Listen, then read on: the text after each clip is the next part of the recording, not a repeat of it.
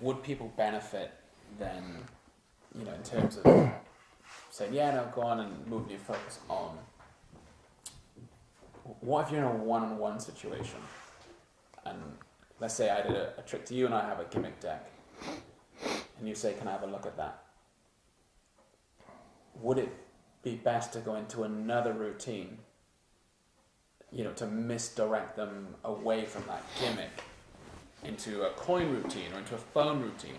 Because something I found quite interesting years ago, so I used to peek people's PIN codes, that they get their own phone. And now they just pretend like they've got a text or they've got a phone call.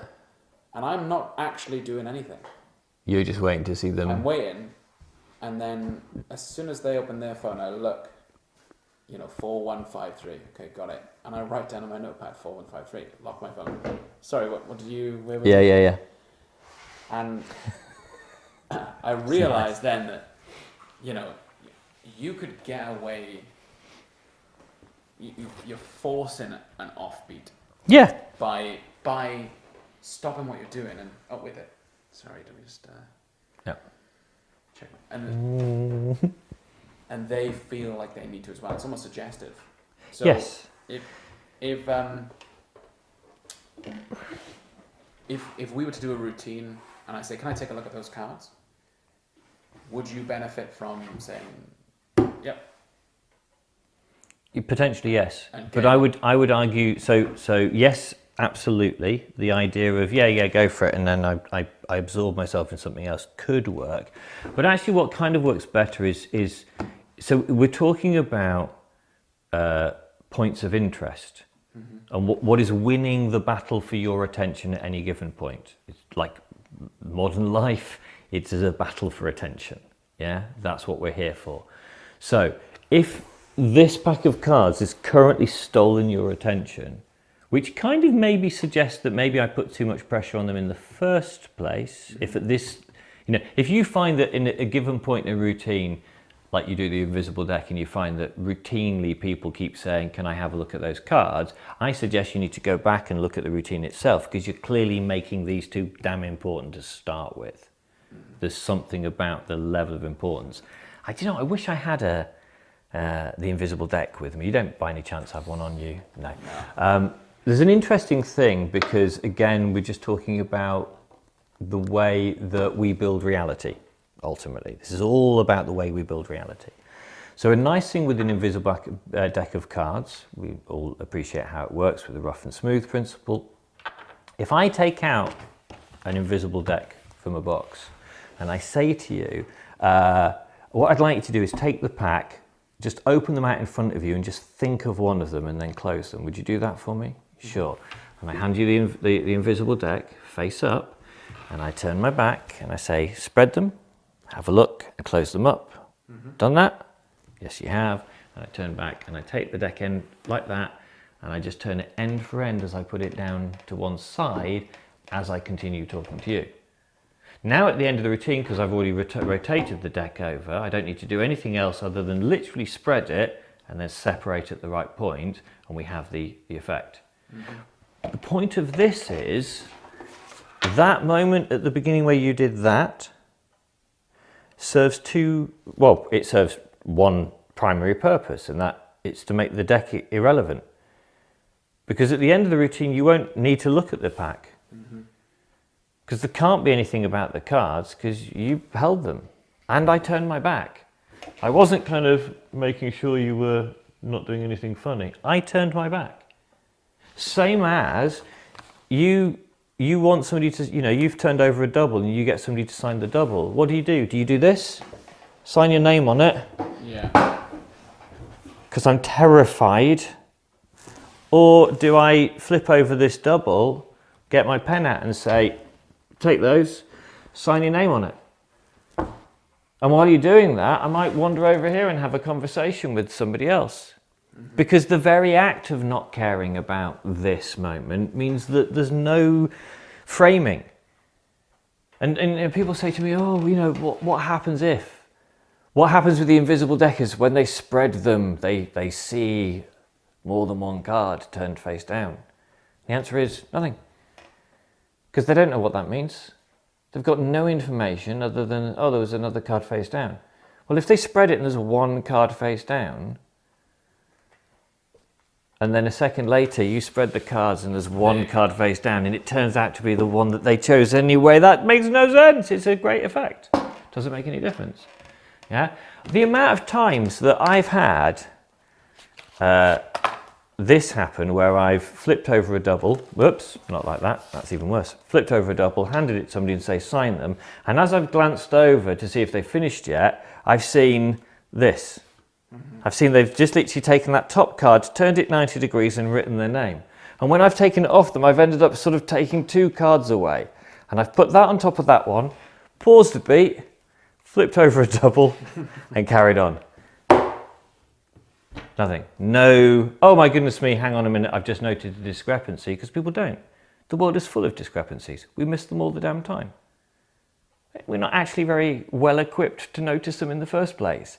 So drawing attention to things, as in how you draw attention, what you give importance to, where I'm excited, my tension level or lack of, and the other way around. If I want to do something here and I want you to miss it, then all I need to do is bring tension up here. And as soon as I put tension in here, as soon as I stiffen up, you want to know why. You don't know why you want to know, but you'll look. And I can cover that moment at that end. Does that make sense? Yeah. Yeah? Whatever other assumptions that you might make, for example, well, classic one would be, you know, as I said about Chung Ling Soo, the assumption of the person. You know, what is your frame? What is your character? If you've made a character which is kind of light and jokey and sort of carefree and relaxed and groovy, but kind of implicitly honest and fun and all that kind of stuff, people aren't going to expect you then to actually turn out to be a pickpocket. The people aren't thinking like that. Yeah. So it's magicians that bring the negative attention. The reason they get caught, and that it's because they're trying so hard not to get caught. Because there's all their attention is here. I hope no one catches my pass. I hope I do it. Yeah. And instead instead of actually building in an understanding of how you look. One of the turning points for me in all of this was actually meeting Doc Eason in person at the Ruskin Bar 19 years ago, whatever the date was. And it was him putting a card under my glass, under my nose, and then doing it again. And the penny dropped that just because it was happening under my nose didn't mean anything. It didn't mean that I'd see it. And then once I realized that, oh, you literally put it there when my mind was busy, then it clicked. It was like, oh, right, I can get away with almost anything. Can you, because I've seen you do this, can you show people, I know you do like usually like a multiple card thing under a glass. Oh, yeah. So can I pinch this glass? Thank you very much indeed. And I will have to stand up ever so slightly for the context of this. So the idea is let me move around slightly, sorry. Do a small amount of furniture organisation for this. So the idea of this was multiple cards selected, all appearing under a glass that's a significant distance away from me. That was kind of the goal I wanted. So the idea is this is my own drink. I've walked to the table with it. You know, I've had a slip, popped it down. We've introduced ourselves. We carry on. So be a couple of people for me. Just touch. Yeah. One, so Ace of Diamonds, touch another one. Which one? This one, 10 of Hearts, and one more. This one here, 7 of Clubs. So we've had 3 cards selected, and they've just been controlled to the bottom for this sake. And all I'm doing is this. I'm card selected, card selected, card selected, put back, put back, put back, usual frame at the moment. And when I get to this point, you know, I just shut the whole thing up, and I pick my drink up and I rest the cards down on the table just for a beat as I take a sip. And as I come up here, which draws your attention, I go, oh, can you shuffle cards? And you say yes, at which point, because everything's up here, I let everything go above this break. I just leave their cards on the table, but I come up and over as I put the drink back down, but I maintain the eye contact, yeah? So... Can you do that in full speed? Yeah, so at full speed, cards are selected, I'm having a little drink. Sorry, can you shuffle cards? Do you mind? Give them a bit of a shuffle, a mix-up or whatever. And as I say that, I walk around the table. So as soon as I hand them over, I then move around the table and you shuffle them and then I take them back. And I might go through some rigmarole, you know, just do something that's visual eye candy that makes them think that maybe I found the right card, whatever. But now, of course, and things like that, it's nice to go, you know, we're gonna start out with your card. Okay, we've got that one, and yours was a red one, wasn't it? Yeah. And I don't care whether it was or not, I'm just saying words. But now when we come back to it, that the cards are under the glass, it's a nice little thing. But again, why this works is not because I'm doing a move. It's not because I'm sort of like, oh, look over here as I load the card. It's not one of those style moves. It's working on how we behave. Mm-hmm. The fact that our bodies do these actions naturally. Yeah, one works against another. The tension required. Yeah, up here. Drink is the release required. Yes. Yeah. So it's an offbeat. I'm creating a natural offbeat that we things a card, and actually, just bear with me a second. Having a little drink. Heck, I might even throw in allowing. Excuse me. Sorry, bear with me a second. Sorry, can you shuffle cards? So now it flows in what feels normal and natural and timed. Yeah, we're using movement as well. If you can still get the manuscript, and I don't know if it exists any longer, but there used to be a manuscript called Leading with Your Head by Gary Kurtz. A really old thing now. What I loved about that was it was the first time that somebody had said, actually, people are pulled not just by eye contact and movement and head movement, but actually by our shoulders, our body. That if I want to bring you down to this, I can just look down at that. But actually, if I literally cause my body to go from this wide shape to a small shape by bringing my shoulders almost in and my body down and forwards, it pulls the attention. But equally, if I'm here and I want to bring everybody up, if I just come up and out, just that expansion moment widens the attention. So again, we've got almost this dance-like thing that goes on. There's this sort of back and forth action, if that makes any sense to you, that we're playing around in a three-dimensional space. Which brings me actually nicely on as I glance at my notes just to make sure.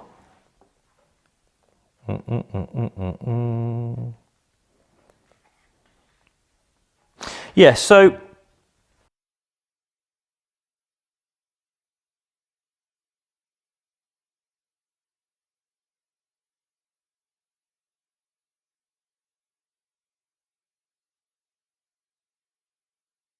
okay.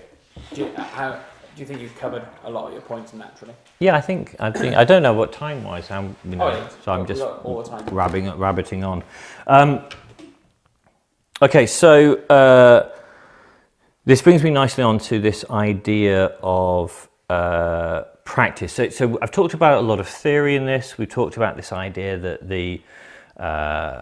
there's an illusion of our own thinking going on in how we interact with the world. And if we get what that mechanism is, even the basic principles of that mechanism, we're then able to actually affect somebody's reality. And think about it, that is what we do as magicians. We affect somebody's reality.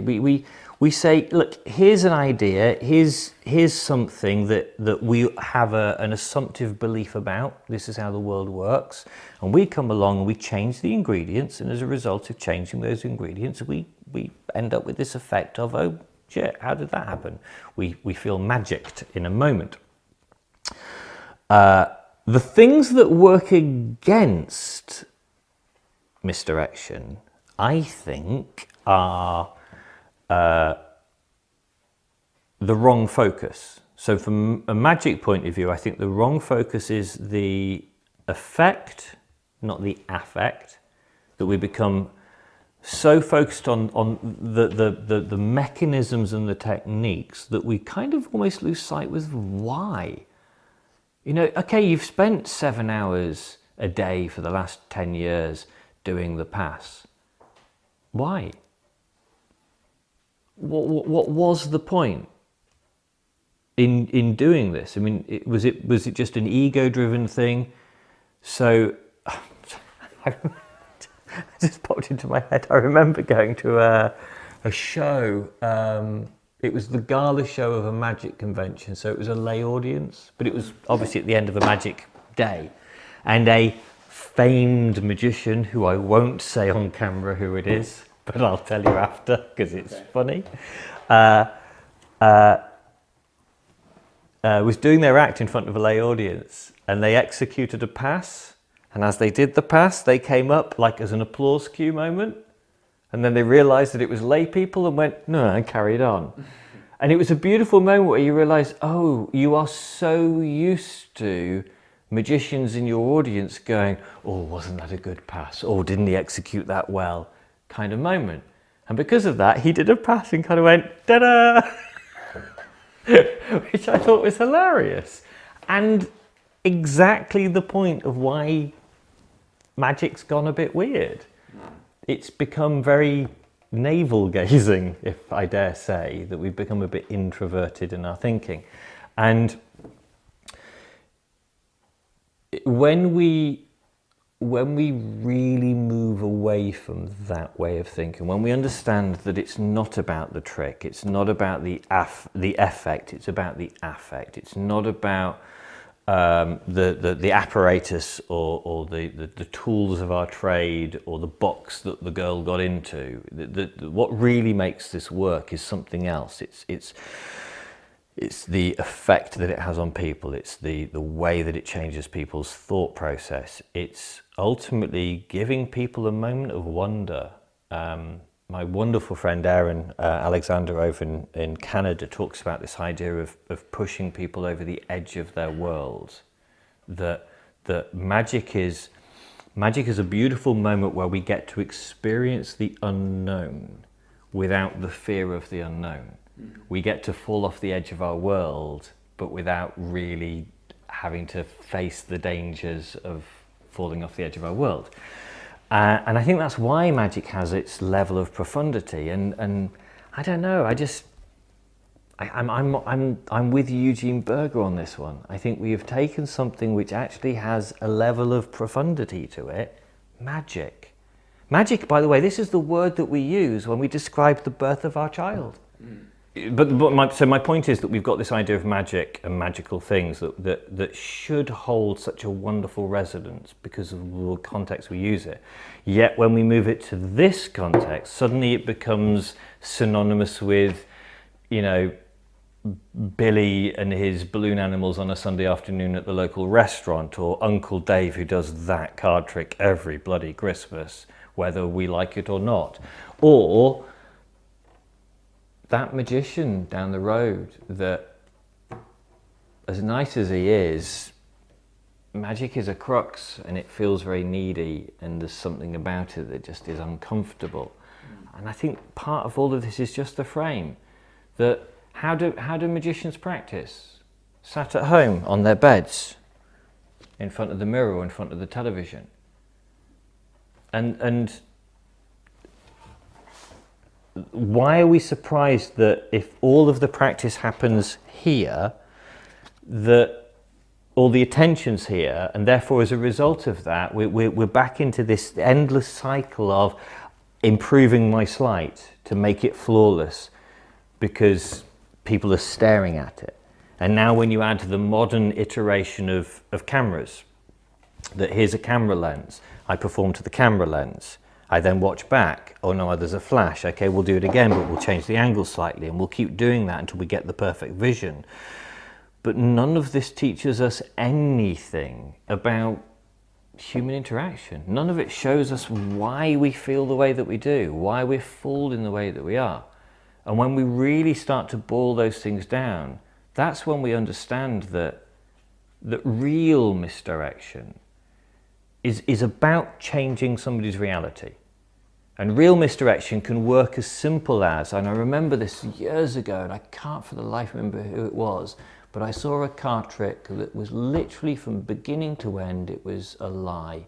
And it was the idea of the person did something like, he sort of went up 7 of hearts, put your hand on that. That was the beginning of the trick. But it worked because the person believed it was the 7 of hearts, never questioned it was the 7 of hearts, and by the end of the effect was just certain. Yeah? But it was sold because of the casualness. Because there was nothing about that moment that led the person to do anything other than go, yes, of course. Why would it be anything else? You know, the frame had been set. This was an honest man. And again, part of how the misdirection worked to allow that moment to fly was that he'd spent 2 minutes just subtly showing he was honest. But also, like you Trustworthy. said, the way you did it was you like, put your hand on that. Yeah. It's there's no attention No. on that card. It's No heat. It's, 7 of hearts, put your hand on that. There's no reason to check it. There's no reason to question it. It's same with, I became quite obsessed about 2 years ago with coin magic, but like moveless coin magic or slightless coin magic. And one of my favorite ideas or concepts was just really basic things where you're just bluffing your way through. So a coin trick idea would be, no, that's like a weird American coin. Oop, come here. Okay. Hold your hand out for me. So it was literally this kind of thing where you would just mind taking something out, and it's the context now of how you came into that. Now this is weird because it doesn't work and I'm missing parts out in my own thinking. But look, if I've come up to the table and I've done, what the hell is that? Okay. So if I've come up to the table and we've done like a number of tricks, I've done stuff with a coin, we've had a bit of fun with it. If it's just been in play and now I put that away in my pocket, yeah, if at some point now, a few moments later, particularly if it's predicated by you saying to your mate who's just arrived at the group, oh, show him that thing with the coin. Yeah. Perfect moment for me to reach into my pocket and just take nothing out. Now, as long as I do all the movements and actions and motions as if I have a coin, they will fill in the blanks. If they believe I have a coin to start with, they will fill in the blanks. You can do it with, oh, I've got a pen on me. You can do it with the idea of, you know, this old game, the 50-50 game, yeah? So if you start off with somebody and you say, have you ever played that game? So you start here. Have you ever played that game where you go, have a guess which hand it's in? Yeah? And everybody says yes, because everybody has played it. Well, this now is a moment because there's no magic here and there's no real attention other than this to this. Now here, where's your attention? There. On the hands, particularly on this one. Yeah? And I say, have you ever played that game where you have to guess which the coin is? Where's your attention now? Your face. Me, exactly. So we go from here to here. But already you now know what all of this is because you've seen all of these ideas before. So now with this frame in mind, yeah, I can actually at this stage here totally legitimately just relax back completely because I go, have you ever played that thing where you do the, you know, which hand's the coin in? You probably played that when you were younger, and I just naturally relax back to ask a question or to even ask you the question. Yeah. And in this moment, what do? Map it. Dipchit. Yeah, and I come back up exactly. Now, if I come back up here, there's a problem. Yeah? But if I go from the Have you ever played that game where you have to guess which coin's the hand? I mean, we've all played that before, haven't we? Yeah, blah, blah, blah, blah, yeah? Now, obviously don't do it like that, that's a giveaway. Now there's the moment. Because if I go, don't do it like that, that's a giveaway, and I go, obviously, where's the coin now? The moment you say it's in that one, we're done. Because now you've done the work to fool yourself. These are the ingredients, but the moment you say it's in that one, now we're sorted. Yeah? Now at this point, I bring my attention back up off the hand again. And in this moment, as it comes up, I say, I mean, I could try and do something sneaky and catch you out, but you'd probably catch me. Now, what's cool about that, because you look at me and I do that, as if it's a move, as if I'm trying to get away with something, your brain will literally hallucinate the coin. You will think you saw the coin move. So now everything happens, every transfer happens under your radar. So whilst I'm pretending, whilst I've got the coin here and I look down at my hand, it's closed. But the moment I come up, I can toss it casually across. Yeah. And I can make that toss have meaning. Just by needing my hand free. Now if I'm doing this kind of thing, it's obvious. You're paying attention. But if I'm here and I'm holding the coin, yeah, so we've done this whole thing with the coin, we've ditched it, we've come up here, we've showed that it's empty, you have, where's the coin now? Obviously it's sitting, and then we look up and we transfer it across. Now your brain is starting to follow the thing and you're being fooled. All of this is working partly because it's all happening under the radar. I'm allowing your peripheral vision to catch it. I'm allowing your assumptions to fill in all the gaps. There's no tension here. I'm not trying to hide something. I'm not trying to draw your attention to something. It's just very natural and casual and there. It's happening underneath the radar. It's a little bit like, that's a weirdly big coin to do this with for me. Gosh, I need a smaller coin. It's a bit like doing that move of rolling a coin over the hand. If I'm here watching me do it and you're watching me do it, you pay attention. But if actually I start to come up here and carry on and talk to you and have a conversation, the coin carries on rolling, but you don't really pay attention. The moment you stop paying attention and become attentive on me, if there was a way of just ditching that but keeping my fingers moving, your brain would actually continue to hallucinate a real coin, even though there wasn't one, because your brain would fill in the gaps. So now for me to vanish this coin as I'm talking to you, not about the coin, but about anything else. And in that moment of conversation, I could say, for example, right now, I could just make the coin vanish. That's the moment that your world brings the new information in, and in that moment the coin disappears. Yeah. Now to me that's a much better vanish than any amount of, here's a coin and I'm going to do something and it's going to now vanish. Yeah. Do you see what I mean? I think we go down the slight route at our peril at times. We're better off ideally mixing the two somewhere.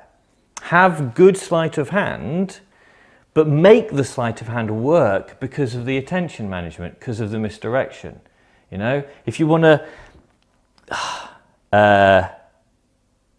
sometimes it's thinking in a different way. I want to show you a couple of moves for a card under box, which I think really exemplify that misdirection doesn't have to be this wild look over there action. That when we're talking about fooling the brain and fooling the mind, attention, the difference between you seeing something and not seeing something is not like, for me to hide this, I've got to get you to look at this thing over here. For me to hide this, I've literally got to get you to move an inch across. That's it. Yeah? If I want to misdirect your attention, I don't need to look over there. I just need you to look here. As long as that spot is so bloody fascinating. And the moment you fixate down on that, everything else that exists only now exists in your imagination, in your memory. Which means we can change detail, but that detail still exists in your head. And it's only when you look again that you now suddenly realize which way it's gone. Yeah? What's really cool about this, do I get nuttily excited,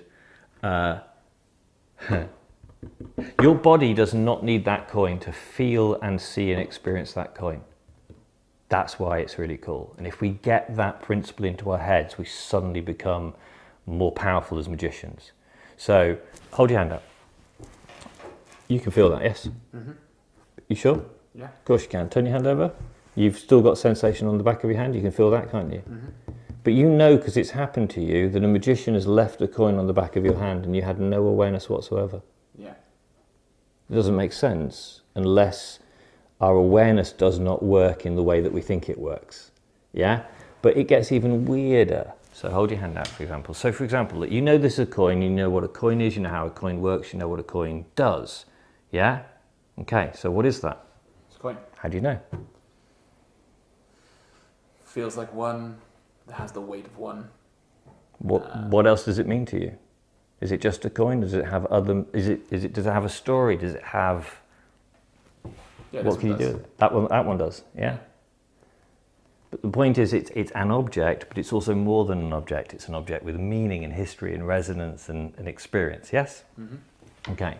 So you know it's a coin, and one of the reasons is you said you could see it. Yeah. Does the coin still exist? Yeah. How do you know? Because the last time I saw it, it was there. It was there, okay. So now you've got the extra idea now that what if I did like a classic moment, a magician. So where is it now? Okay, how sure are you? Mathematically, 50-50. It's 50-50. Yeah. But it's not mathematical. This is now your impulse, this is your feelings. What do you feel? Where's your level of certainty? I feel there. You feel there. Doesn't really make any difference. Mm-hmm. Now I could do some other move that gets rid of the coin altogether, yes? But here's where it gets odd, that if I put the coin in my hand, I can feel the coin because I can see it. If I close my hand around it, I can still feel the coin is there. But if I remain motionless for long enough, after a while I start to lose track of where the coin is. If I was distracted at the same time, I would lose track even quicker, and I might even forget that there was a coin on my hand at all. Yeah? What's really interesting though is that if I take the coin away, I could still feel the coin. If I thought about it, I could get an idea of the weight of the coin. Hold your hand out. Hold your hand out. Bring it over here. What's really odd though is that if I take the coin and I put it on your hand, you now get the idea of the weight of the coin. It's subtle. Hold your other hand out. And one of the ways you can test it is if I took the coin from that hand and put it onto that hand, you now begin to feel a difference. Yeah. Why? Because I'm thinking about it. Yes. Yeah. But because I am as well. Mm. So part of the reason why your experience becomes real is because I make a point of making it real. That when I placed that onto your hand, I actually felt and saw a coin. And as although you know it's not real, there's part of you that feels pulled towards joining in with the shared moment. Why? Because that's human nature. Humans are wanting to form the world together, to play together, to grow together. We want interaction. Yeah? We want to follow. You know, we have this idea of, sheeple, people who follow each other, as if there's a bad thing. No, actually, our ability to interact, to mix, to follow, to feel compelled to do the same as other people is actually a really great tool that we have to our advantage. So again, in these moments, if we really want to make a difference with our magic and our misdirection, it's not that I'm trying to fool you into believing something. What I really need to do is I need to be there first. You know, this is literally me taking a step into a world and going, come and play. You know, the water's lovely. Come in the deep end. It's great here. But unless I'm willing to actually fully commit to that moment, to show that level of excitement and intrigue in something, you know, it's that idea of saying, you know, this sort of when you're doing the card and you've already done the top change and it's there and you're like, I don't even want to touch it. It's that level of excitement. It's that kind of, oh, you look. It's that feeling because people feel compelled along with it. And the more I can make what we're doing together interesting, compelling, exciting, but more importantly, the more I can make this the vehicle for that excitement, then the better the misdirection, the better the attention management, because all of a sudden now you don't care about this. What you care about is this. Yeah? And now all of a sudden, just like with any healthy relationship, you recognize that it is within not just your responsibility to be actively involved, but it's in your interests to be actively involved. And it's a bit like if you ever went to watch a comedian. You know you could sit there and just refuse to participate, and you'd have a crap evening. But the moment you get involved, the moment you start to join in, the moment you feed into the performer's vibe, the better you get out of it. So just to wrap this little thing up, it's not a battle between me and you. It's not a, I'm going to fool you, I'm going to misdirect you, I'm going to make myself look like a god in your tiny little world. What it really is in a non-Saw the movie kind of way, it's let's play a game. It's come out and play. It's let's share in something that makes no sense. And it's so exciting and it's wondersome, and we're going to be kids for a moment again. This is now why you can get away with murder. Because people want to be fooled. Because people want to experience wonder. Because people love magic. And as long as we help them to remember what really is going on here, they will give us the permission, the opportunity to give them the ingredients to be fooled. Because they want to be. Because they want to enjoy themselves. Because they want to feel the same feeling that they got when they stood on the mountainside and they saw the sun come up for the first time. They want to feel in awe. And magic gives us that. That moment where you know this isn't your card. And now it is. It's amazing. But we have to lose the us against them attitude, I think, to get to that point. So when we come back, let me show you a card under box. So this is the card under box routine that I was talking to you about earlier. As you well know, card under box is something I've played around with a lot over the last 20 years. The passion started because I saw Doc Eason do card under glass, and it just made me realise what was possible with stuff that you can do literally right under somebody's nose. So we're all aware, most of us are aware with this idea of the sort of the classic Palmer card under a box sorts of moves. I played around with a few ideas of maybe starting off with the card under a box, having a card selected and controlled, and having this sort of idea that you could sort of fake call this as one card and carry on. What I came up with a while ago, which I kind of liked, was I was playing around with the idea of the card appearing on top of the box to begin with. And I think the first person I saw do this would be Guy Hollingworth in maybe Drawing and Deception, something of that nature, or the London collection back in the day. But a lot of the time when this load was done, it was always done off to one side. It was sort of, it happened over here, and I think the way I saw Guy do it, it was on the mantelpiece in stately home, whatever it happened to be. But everything was always moving it away. And I always had this belief that misdirection didn't have to take you away, it just had to move a little bit to one side. So, framing of this effect, and normally we wouldn't do this to an audience member, but this is the effect in question. The box is just there on the table, and we begin. Say stop wherever you wish. Stop. Remember that card? I don't know about you. Are you any good at shuffling cards? Yeah. Yeah. Could you just sort of not shuffle, sorry, cutting? Could you cut them about halfway and then complete the cut? Yeah, perfect. Exactly. So simple question. Would you be impressed if your card was on top? Yeah. I mean, not on top of the pack. I mean, on top of the box. Yeah. And then you have that first beat, that moment. That is your card? Yep. Okay, fantastic. I'm glad I got that right. I was panicking for half a second. Hold your hand out for me. Oh, dear me. Would you say that goes underneath? About. Yeah. Yeah, obviously, again, not under the pack, I mean, under the box. You can lift the box up and have a look. Yeah. Very, very simple. So so obviously as a card under box routine, we could add more to it. We could layer this up even further, but it's really these first two moments that I want to focus on from this point of view of misdirection, because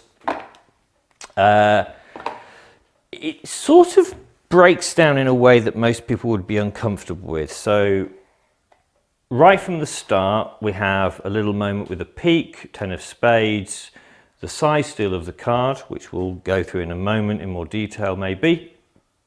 But then normally somebody would move this way out of frame, but I just wanted to move it just far enough to then put the thing down. And by adding this cut the deck moment, we solidify the attention being in this space here. And by the way, even though that to that is monumentally different, it makes no difference in practicality. It does have that the other side, and some magicians would say, why don't you do it that way?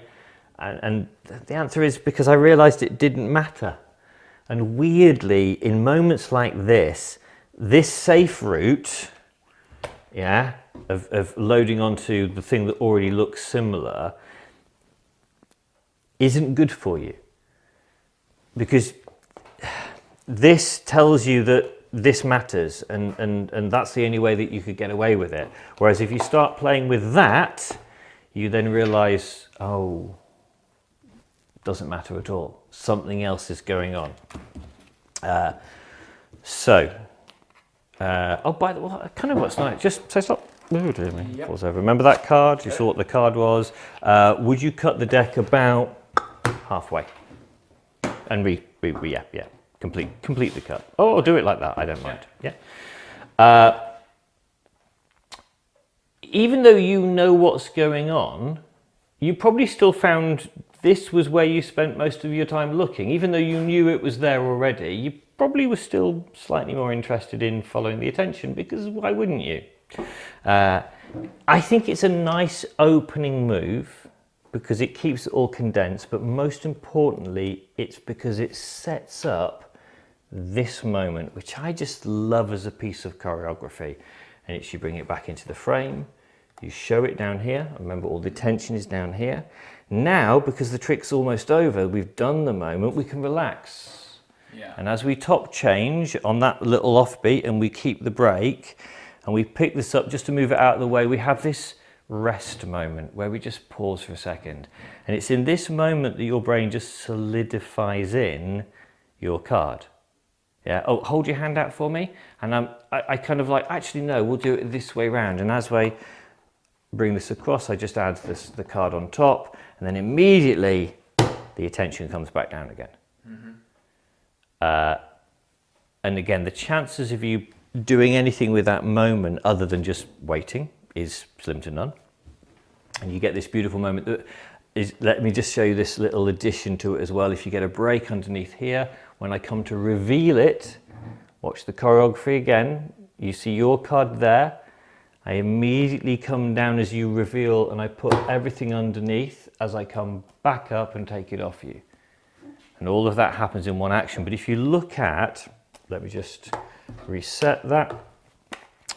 Let's say your card is a queen for the sake, hold your hand out. So what I like about this is if you think about the way that your attention is being moved, and at one point you're looking right at the dirty work, but your brain can't see it. That's why I like this. Can you run through those 3 phases Yeah. in a normal performance so that people can see the timing? of Normal. what you do? Okay, so I'll do it. I find it. Sorry, I always find it slightly odd when we're kind of doing this thing because we're not in that performance mode. So let me have a slurp. Good. Okay. Right. So anywhere you wish, say stop. Stop. Remember that card? Yeah. Yeah. Do you know how to cut cards? If you could just like cut the deck about halfway and then replace it. Yeah, perfect. Excellent. So if you'd cut your card back to the top of the pack, would that be a good trick? Yes. But not magical? No. No. Would it be a much better trick if it was, say, on top of the box? Yeah. Yes, it would. Yeah, that was kind of weird. Was your card the Queen of Diamonds? That's it. Fantastic. Actually, would you hold your hand out for me, but grab hold of the box? Would you say that definitely went underneath that time, didn't it? 100%. For sure, yeah. But again, I don't mean underneath the pack. I mean underneath the box. Oops, check it out, have a look. Was that your card? That's it. Yeah. And if you want, we could carry on with the pack vanishing and appearing under the box. Yay! And then we could work it further if we wish to. Oh, by the way, that made me think of something. That just made me think of something. In that moment there, where I went from here to there to showing the one card, as I did that, they split. Mm-hmm. The thing is, though, let's have a sit down because there's something interesting about this idea. There is something exactly. But there's a problem here, and that is there was a tendency for me in that moment when I did that to go and get tense because they split. And then did anybody see? And I tense up. And in that moment, people become suspicious. And even though they didn't see anything the first time round, they will now misremember and think they saw something because they're aware of this moment of tension. Mm-hmm. And this was something that dawned on me after 2 events happened, which I want to share because I think it helps make sense of this. One of them was on a number of occasions I would do this old classic gag where you have a card, you leave it sticking out, you push it in, and as they push it in, you come here, yeah? Okay, most of us are aware of this move at one level. The amount of times that I'd have the card in my mouth and somebody would look up at my face and then back down at the deck, and I realised they hadn't seen the card. I mean, they'd looked at my face. How did they miss this? And the answer is because of inattentional blindness. They aren't really looking. Yeah, they're looking. They're lifting their eyes up, but their brain is seeing what it expects to see and ignoring anything that's different. Similarly, I had a moment where I had loaded a card under somebody's watch, but it wasn't snugly under. It was stuck out quite a considerable amount. And at the key moment, as I was just about to build to the reveal, a total stranger walked past and said, "Has anybody got the time?" And the guy went, yeah, it's 4:30, and carried on. And in that moment, I didn't freeze up. I didn't oh no, I've been busted. I kind of wasn't really aware, and I'm like, oh, I wonder what the time is. And then it dawned on me, I thought, he's just looked at his watch. He's just stared at his watch, and he must have seen the card at some level, but not recognised it. So I carried on, and I revealed it. And what was now amazing was that I was able to say, and you know it wasn't there a moment ago because you looked. He was like, yeah, it definitely wasn't. I think the important thing about this is that if in the moment where he'd looked at his watch, if I'd have reacted in some way, I think he'd have seen the watch. I think he'd have seen the card. Because in that moment, suddenly his attention would have been pulled, and I think I would have been caught out. And I wonder how many times magicians get caught, not because they got caught, but because they think they got caught, and then because their behaviour changed, now the attention is pulled. Does that make sense? Yeah. So the lesson for me is, if you have one of those moments where, you know, you've gone, you know, one more, you know, one card left, you know, the rest of them are down here, and you do that and it splits, or you just have that moment, it splits, just carry on. Don't kind of like try to make something of it or try to cover the moment up. Just carry on, because there's a very, very high chance that they didn't see. I didn't see it. Or they didn't know, or they didn't notice it. And even if somebody does see something, people misremember really quickly. So again, and we'll break this down in a second with the effect, but I think it's kind of useful occasionally to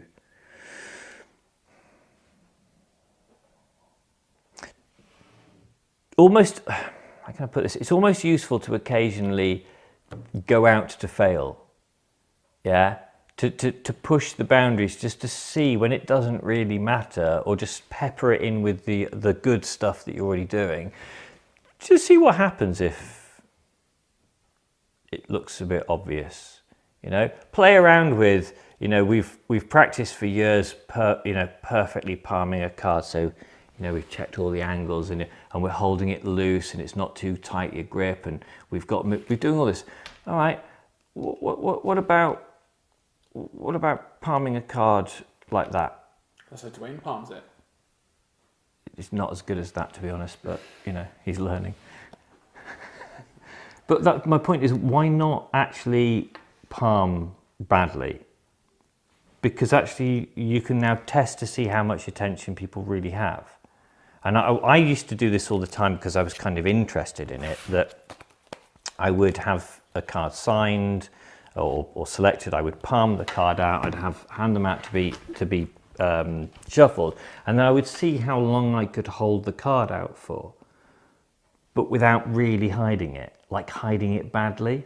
Yeah. So some of it was kind of, you know, hiding it in sort of casual ways, or I'd sort of, you know, touch my head or whatever, or, you know, all these things that you do. But I wasn't always trying to hide the face of it or through the fingers. The point was, once I had it out, I just wanted to move and gesture and just sort of, you know, it was there. And even on occasions, do that gesture. Because as long as your attention's here, and maybe I look over there at you, it causes your attention to turn away, there's something very freeing about being in that position and still knowing that nobody's seen the card. Even though you think, how could they not? Well, you can, because you now know it's there. But if you didn't, and we were having a conversation, and I drew your attention here at the same time as doing that, it's in your vision, but you can't see it. And if you as a magician start to play with these sorts of things when it doesn't matter, when it makes no difference at all, you start to learn what you can get away with, and how much more inattentive, how much less attentive people really are in their day-to-day life. The moment something else pops into their head to think about, they're gone, they're somewhere else altogether. That works out to our advantage. Was there any particular part of that you wanted me to run through, to make some sense of? Some detail of, you know, really breaking it down for people to say, okay, step one is, you know, you get your peek. Yeah.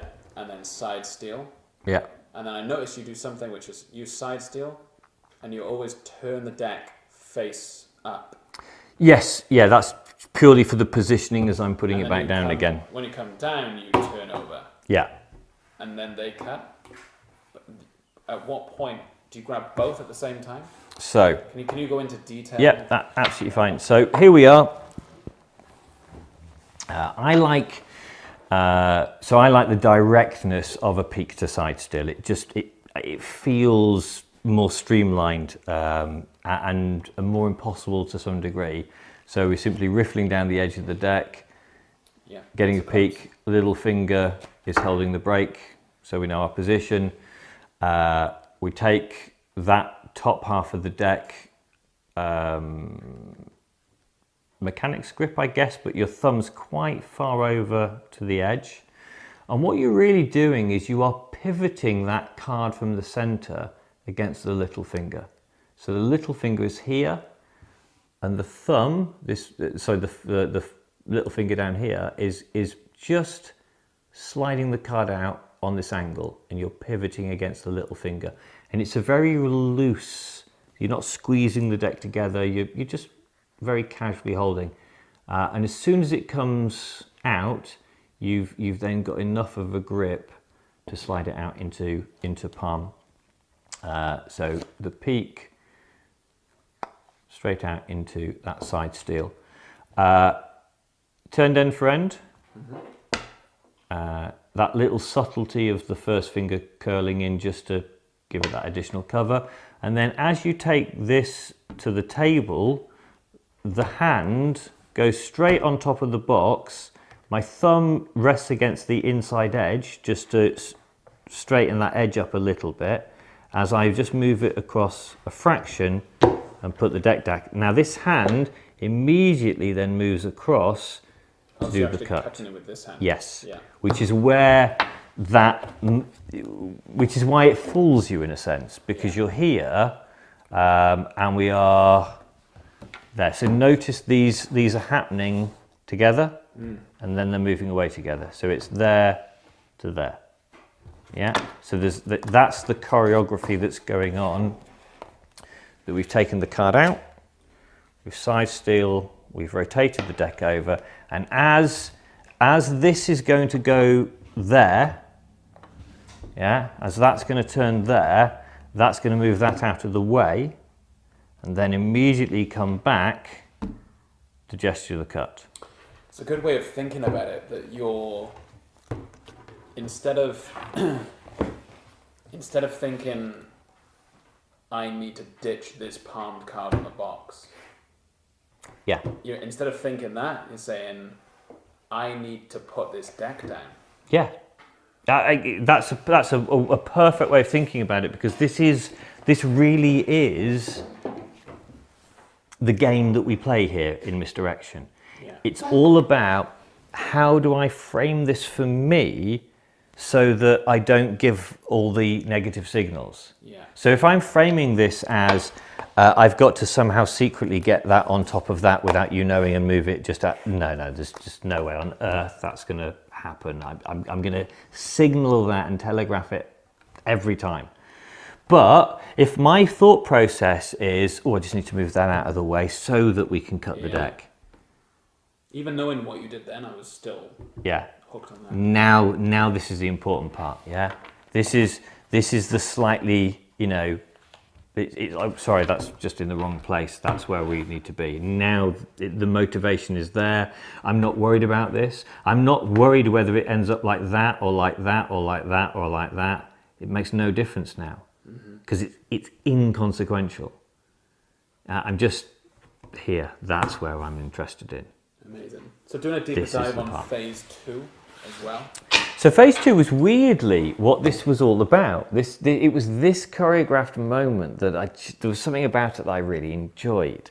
And it allowed me to get to the second part. So the choreography of this is, we bring this back into this center frame. So we just say, this is where the action is taking place. Once again, we're making this the place that you pay attention to.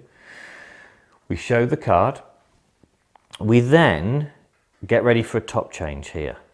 And we're going to just relax back, top change the card, and then immediately, keeping the brake here, immediately come over and pick the box up so we can put that back down again where it belongs. Yeah. Now, naturally, I can re-grip this by stealing the selection underneath, and I can just hand it out to somebody. I don't have to give it to somebody, of course. This could just be placed down to one side because we're now in the perfect position to continue on with this style routine. But I love the idea of having come here, showing the reveal, you think it's all over, we relax back, hold your hand out for me, and then I give you the box with with your card on it, and I put it on your hand, because there is something so powerful about, is that definitely underneath? And the moment you say yes, you reinforce where it exists. Yeah. So now, in a moment where it appears under your hand, there's something very special. And again, if I want to, I can just be ready here. So let's say I pick this up. Yeah.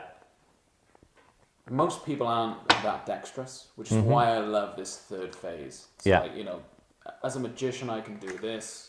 Yeah. Most people can't do that, but this next phase, this third phase now, you're almost helping them out. But also, they need to get rid of this. Here's a little tiny subtlety on things like this. So I want to be ahead of the game, because I don't really want you looking at that before I'm ready for you to look at it. Because what I don't want is for you to go, and your card's under the box, and you immediately pick the box up, because now actually the box isn't where I want it to be for the next bit, and I've got to kind of ham-fistedly do something.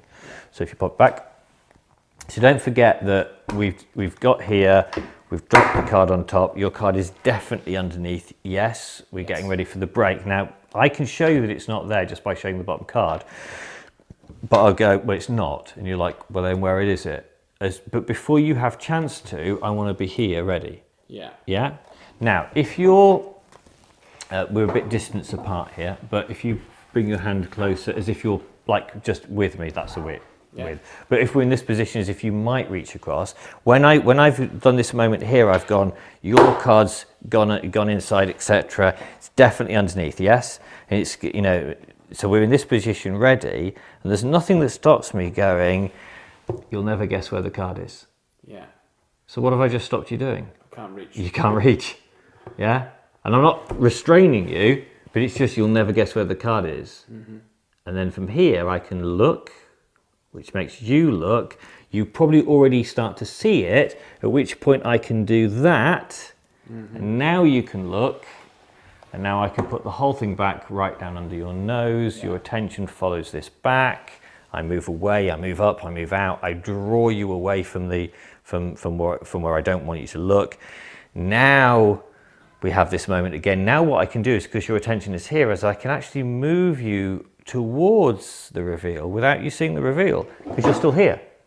Yeah, so your eye line is going from here, now I move it across here, so now all I have to do is take the attention from there, just shorten it, and then boom. Now this is more impressive. From over here, look, you know, the card's gone in the deck, and it's under the box. You're like, oh, it's under the box. But if I bring your attention back over here, and the pack is gone, and now we're in this line, and now I go, it's there, that winks into existence in a much more profound fashion for you. Yeah, does that make sense? You're not looking, no, so it's the difference between going, oh, something's appeared over there, to something's appeared here. Yeah, it's appeared in front of you. It's in my line of vision. Rather than you having to pick back. Over there. Which again is why from the beginning of the routine, I prefer this to this. I've seen one other magician use the top of the box in more recent years, however the move came, I think it was just a palm off the top. But theirs was this. It was moved over here, so that, you know, and the card appears on the box. That's okay, but it still has that sense of it's too far away. It doesn't hit me with being, holy shit, how did I miss that? That's right under my nose. Whereas this, asking them to cut, because don't forget, the moment I do that gesture, I'm now away. You have to come forward to cut the deck, which you do. So now this makes this reveal right under your nose. It couldn't be closer to you. So again, we have to think about what level of impossibility this creates. Yeah? I'm just trying to think if I ever showed this before. Have I shown this before? So I like the idea of our framing's wrong. See, I have to pretend that somebody's looking over my shoulder here. Yeah. So let's imagine that I'm in the bar and I've got somebody next to me and I'm doing this a card under glass kind of trick. Now, if they happen to be this side of me, because I tend to load with the left hand, with the right hand, sorry, I like this framing. So person's here, we're going to use a variation of a Hofzinser, is that Hofzinser? That when you, the spread control. Oh dear me. So we're going to use this control, the convincing control. Yeah. But what we're going to do is we do it, we're going to turn it 90 degrees so that it goes straight into a palm. Yeah. Yeah, I have no idea what that move is. We can look that up and put it on the screen. Add it on the screen. But essentially the move is this. Yeah, so it goes into a palm. But the cover's really nice on it. So now you imagine we're at a bar. This is the guy's pint. He touches a card. Remember this card. Leave it sticking out for you. And then I'd come in and over and like that. But what's lovely about this is that he's here. Yeah. He is looking over the top of the glass at the spread. So the moment that I draw his attention to the glass, the card winks into existence and it's staring at him. Yeah. Now this frame is a beautiful one to load the card, because you think about the difference between me as the spectator suddenly like finding out that his signed card is there, to the equal frame would be if we were doing the classic card under glass positioning. I'd be the spectator and my card would appear there. Yeah. That would be the usual place it would end up with the classic card under glass routine. See the massive difference between, where's my card? Oh, it's under the glass owned by the magician who's over there. That's impressive. How did it get there? Especially when it gets there 5 or 6 more times. But how much more impactful is that? Well, I have no idea where my card is. I think it's somewhere in there. I know, you mean the one under your drink. Motherfuck! Yeah. But the move's the same. Yeah. Fundamentally, the move's the same. Yeah, I would argue that this is easier to do than that one.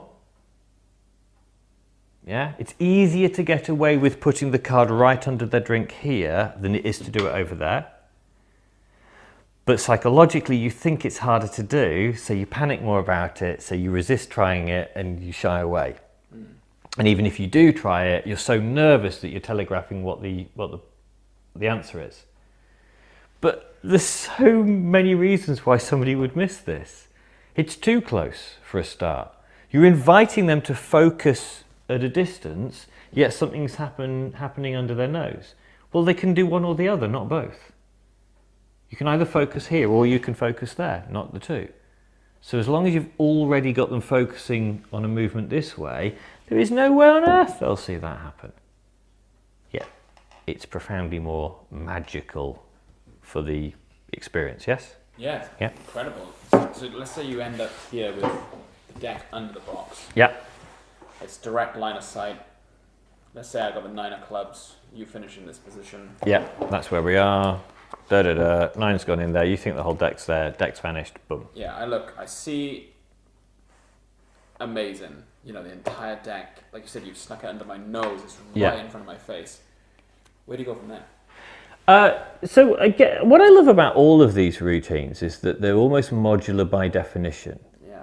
Where do you go from here? Well, where do you want to go from here? Yeah. Because don't forget, in this particular moment, we're here.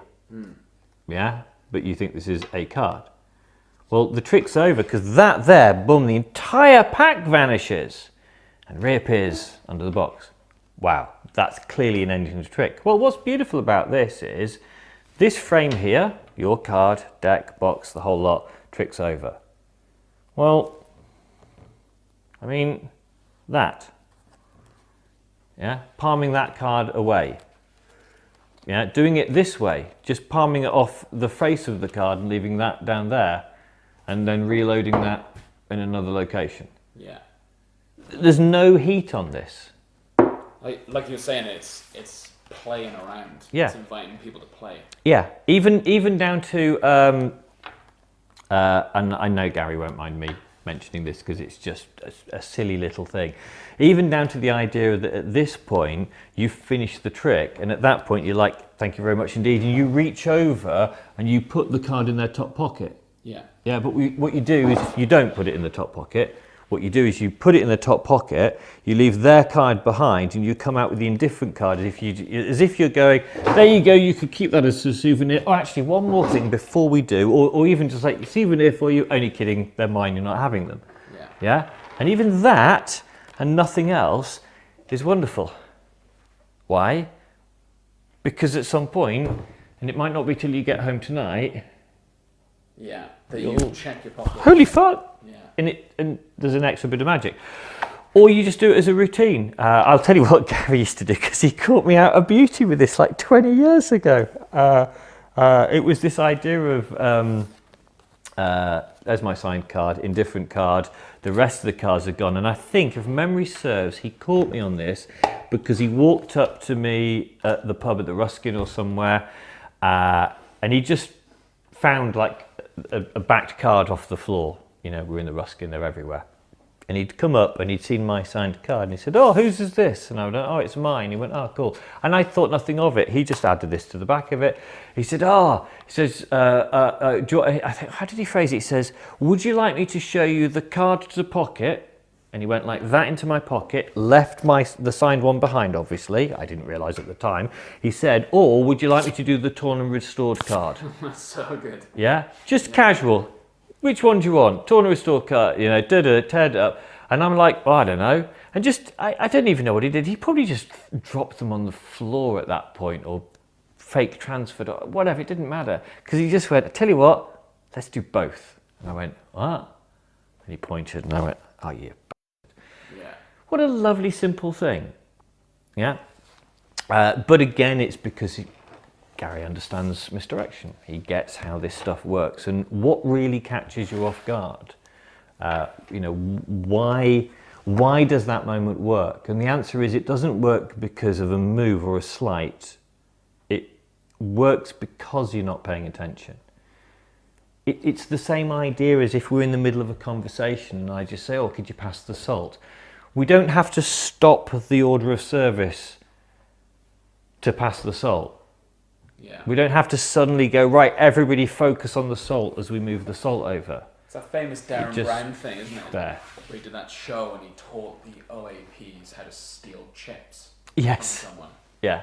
I love that. It's one of my favourite. Yeah, and it's Versions. so good because it's, you know, oh, excuse me, can you, I'm trying to get, what do you call it? And then in that moment, someone else steals a chip. Yeah. Yeah. So, you know, I love the routine. Hide it in. What I'm saying really with this is, if you want to do something like that, it's about the. It either has to be natural or hidden in a natural moment, or it simply has to appear natural. It has to feel like it follows those vibes of naturalness. One of my favourite methods of hiding a card, which obviously doesn't work because you're not wearing a jacket with a collar. But so anywhere that you've got a half formal event with somebody with a collar on, this is a perfect way to hide a card.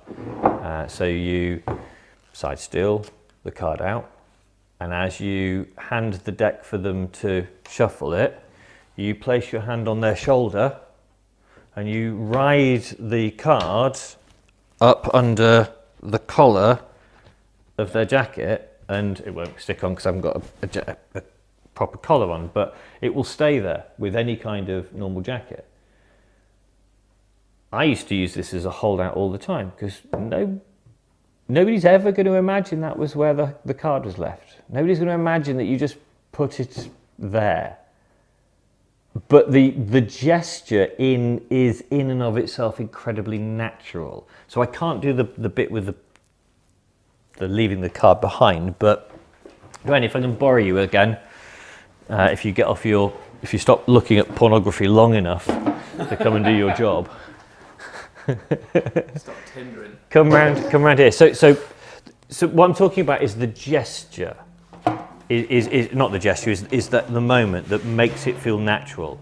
So number one, I'm quite a tactile person anyway. Under normal circumstances, I'd have shaken somebody's hand. I'd have, placed my hand on the shoulder at something at some point.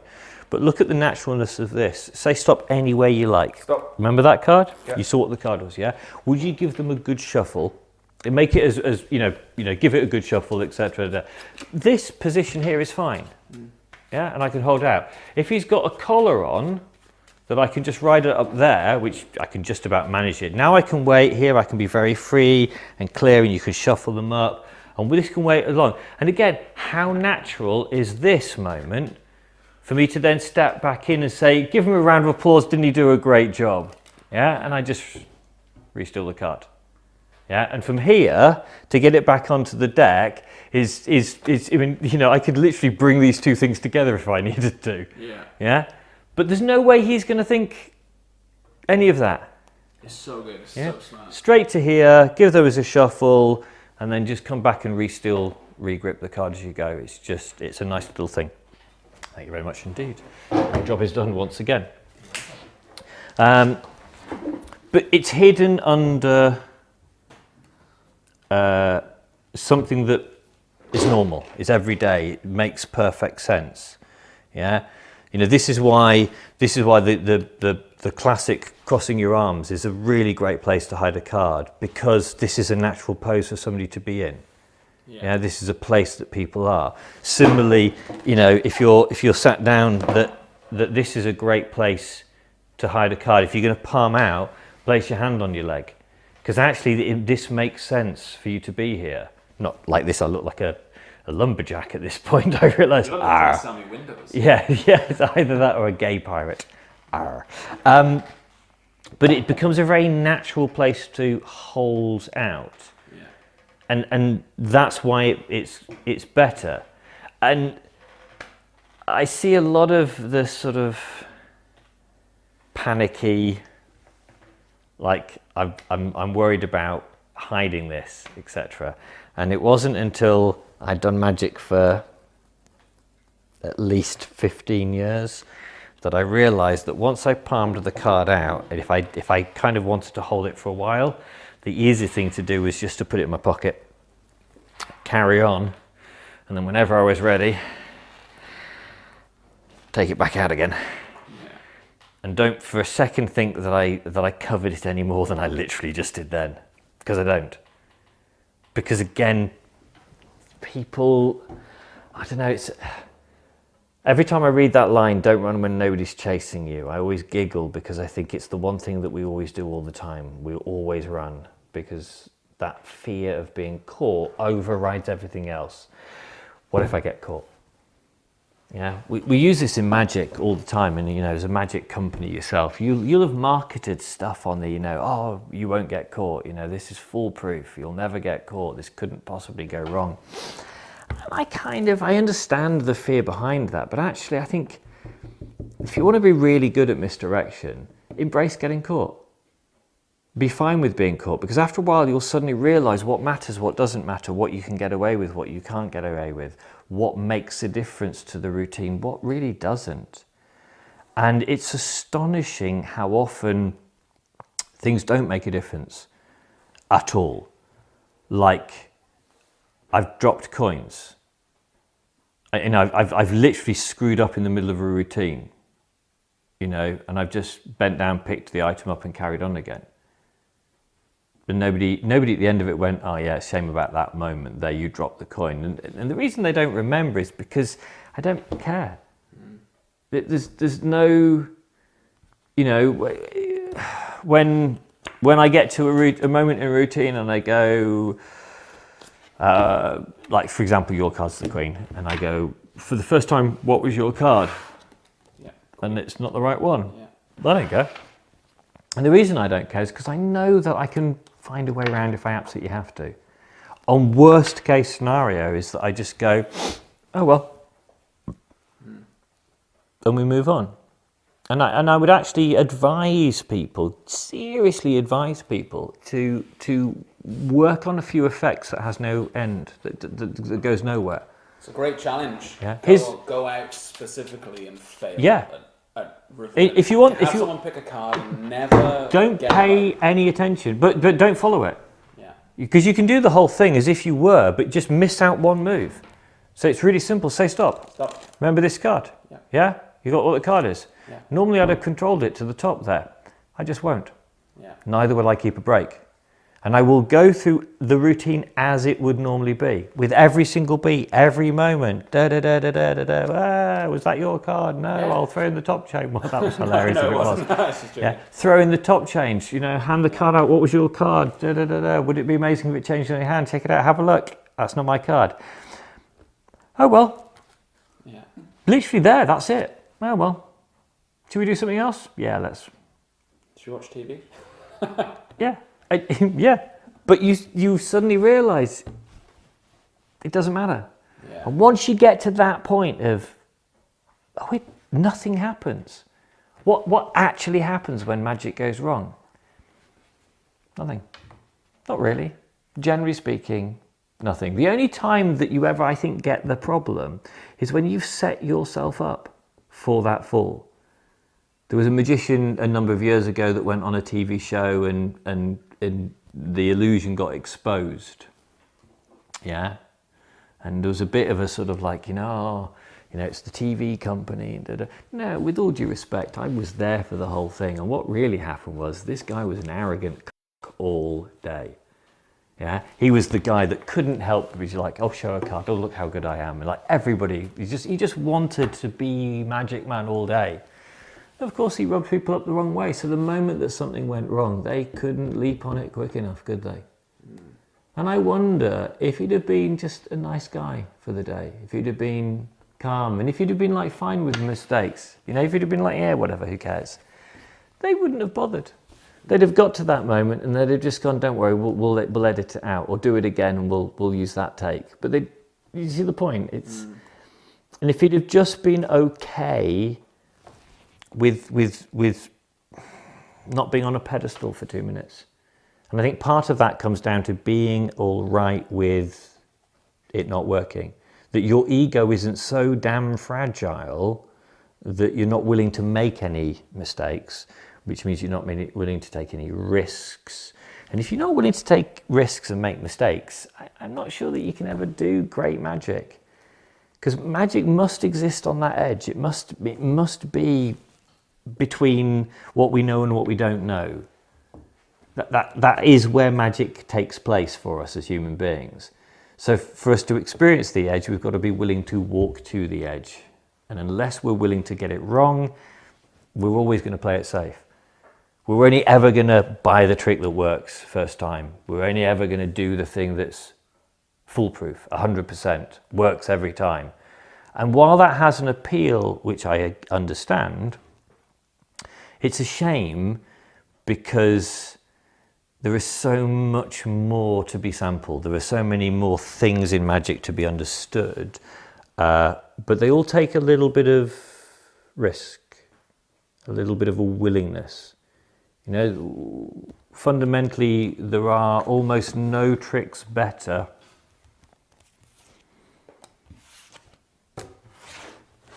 Name any card.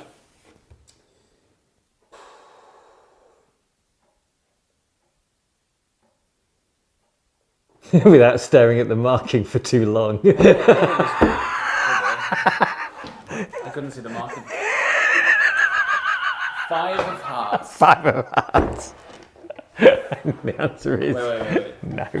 Let's retake that. So here's the point. Don't without any sense of markings. So don't. Oh, don't actually. No. So the whole point is the perfect trick. The perfect trick is name any card. King of Hearts. King of Hearts. Yeah. And if we turn it over, and if it is the King of Hearts, you lose your mind. Yeah. My point is that it's worth it being wrong. Yeah.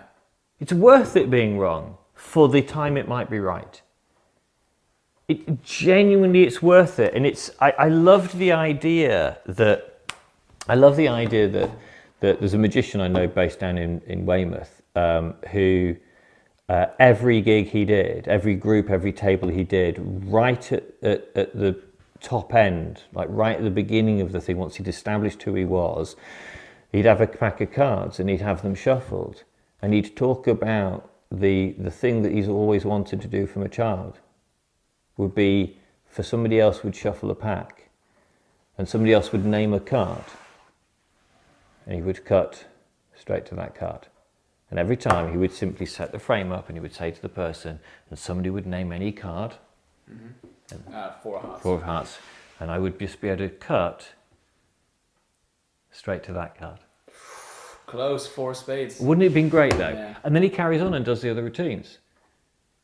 But just now and again, by nothing but chance and fluke, he'd do that with the same knowing grin, and the table would go, and they'd explode. Yeah. But when he went and it wasn't the right one, he'd be like, that would have been good though, wouldn't it? And then he just carried on. And not one person at the end of it went, yeah, that magic was great, but it was a shame you failed on the foot. No, of course they didn't. They didn't care. But because he was totally okay with the failure, like totally okay, even to the point, because I said to him, look, you know, what happens if that's the moment where they just like properly turn on you, like, you're rubbish, you're crap. He went, number one, and it just doesn't happen that way, because I haven't set myself up for the fall. If I've walked up to the table and like, I'm the best magician you've ever seen, and I've had this special skill since I was a child, and you know, you name any card and I can cut to it instantly. Now when you get it wrong, they'll rip you to shreds and you deserve it. Yeah. But he didn't do that. But as a result, he's now able to show people magic that's really good. And because he behaved like that and thought like that, and he overcame that fear of somebody going, that's rubbish or whatever, he's now able to really push and do things that would scare the life out of most people. Why? Because he fully understands that nothing happens when it doesn't work. And we live in the West. We live in a westernized country, a Western nation.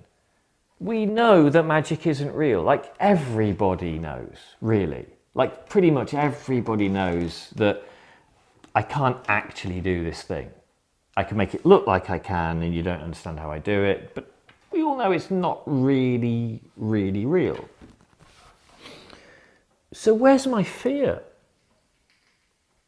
If you know that it's not real and I know it's not real, well, I either succeed in making something magical for you or nothing happens. There's no middle ground.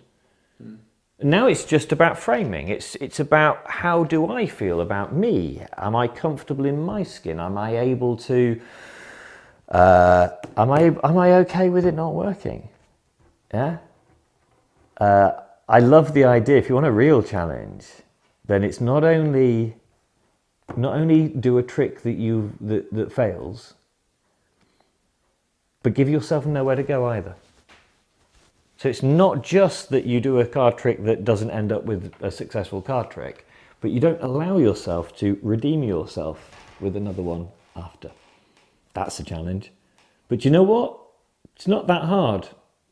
And it's at that point you suddenly realise that you have the capacity to be a damn sight more engaging than the card trick you did. Yeah, you walk up to a group of people and you say, with a nice smile, you name any card and I'm going to cut straight to that card. Literally, that's your opening gambit. You walk up to a total group of strangers and you put a pack of cards down and you go, you name any card, I'm going to cut straight to that card. And they're like, no way. You go, yeah, check it out. And you go, any card. And they go, 7 of diamonds. And you go, wouldn't that have been great? Anyway, my name's James, how you doing? And boom, you just have a conversation. That broke the ice. Right there, that broke the ice. But what happens if you go like that and it's the right one? Yeah. You are a god amongst men. And the only difference is whether or not you have the balls, the ability, the understanding that it's not a problem to just be wrong. Yeah? Why was I so good at putting cards under watches? I didn't care. That's all. People used to say, what's the technique? There isn't one. I just put it under the watch. Oh, there must have been a technique. No. The technique was not caring The technique was not telegraphing what I was doing, because actually it didn't bother me. Yeah, I folded the card up, hold your hand out, I put it under your watch. Why do I get away with it every time? Because there's no tension. Because I've already slain the demon, which is, what if they catch me? Nothing. Yeah. Hey, you tried to put that under my watch. Yes, I did. Welcome to my life. And they go, oh. Because where did they go from there? There is nowhere to go at that point, is there? Yeah? No. So, it's that weird line between not giving a shit and caring incredibly about the art. Yeah? We care about the art, but we don't care about our ego. Because if you want the thing I think arguably will get in the way of magicians the most when it comes to their ability to misdirect, it's ego. Because that's the heart of I'm afraid to be caught. What will people think? My entire identity is built up on me being a magician. That's a bit of a worry, isn't it? Because if somebody catches you, it's your sense of self that's in jeopardy. So again, it's rethinking all of this from square one. Yeah, it's recognizing that misdirection, the battle is not just about getting you to see something different or fail to see something. The real battle about misdirection is that first and foremost, I need to have an idea who I am. I need to be okay with me and with this environment. And I need to understand that this is going on in my head. And in exactly the same way that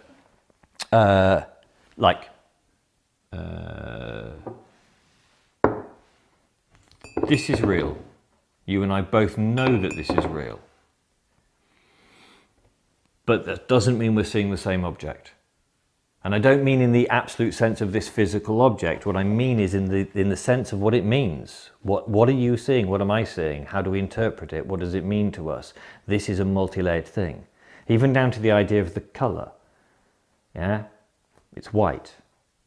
No, you and I agree it's white. But is it white? Well, no, because that's not how colour works. Colour works because it reflects back to your optical nerve. But if there's a dog in the room, a dog doesn't see the same colours that we do anyway. So which one's real? And the answer is both or neither. Yeah, it's our perception that makes it true. But within that, it's not just that you and I are seeing something. It's actually the very beliefs that I have, the frames that I come in with, my insecurities, even down to the simple idea of, do I feel worthy enough for your love and attention? That fundamental level debate. That's what's at the heart of all of this. If I don't feel worthy, if I don't feel good enough, and if I feel that the only way that I am justified as a human being is because I can show you a card trick, now the pressure for me to get this right is huge, isn't it? Because this defines me. And of course I'm going to do everything I can to protect myself in this process. So I'm not going to take any risks. I'm not going to learn a trick that might go wrong. I'm not going to practice sleight of hand that I'm then going to be put under pressure to perform. Why would I do any of the above? Because they all threaten my sense of me.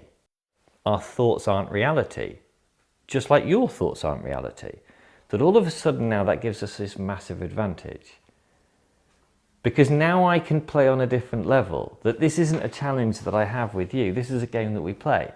And the great thing about a game that we play is we don't care about what we look like when we play a game, because that's not another focus. So now I invite you in to play a game, and as a result you give me a shitload of leeway that you wouldn't have given me if it was a challenge. And now what we both do is we play with perception. And in this moment, maybe the character I take on is one where I'm quite self-effacing and I'm a little bit nervous. And the fact that I'm a bit nervous and I'm not really sure what I'm doing just adds into the whole sense of the misdirection. Because now all of a sudden my nervous energy and excitement in and of itself forms something that just drags your attention constantly. And now it becomes character driven. Whereas alternatively, I might have a thing where I become slightly more aloof, and the magic is much more about me. It really doesn't bother me. I'm not really interested in. It's happening over there, and even that sense of casual aloofness is in and of itself dragging your attention around. So now we widen all of this, that it's no longer about the trick, the sleight of hand. It's not even about the overt misdirection that causes you to miss this moment here. We now see misdirection as this much wider, bigger thing, that now everything becomes misdirection. Everything becomes this tool for changing your perception.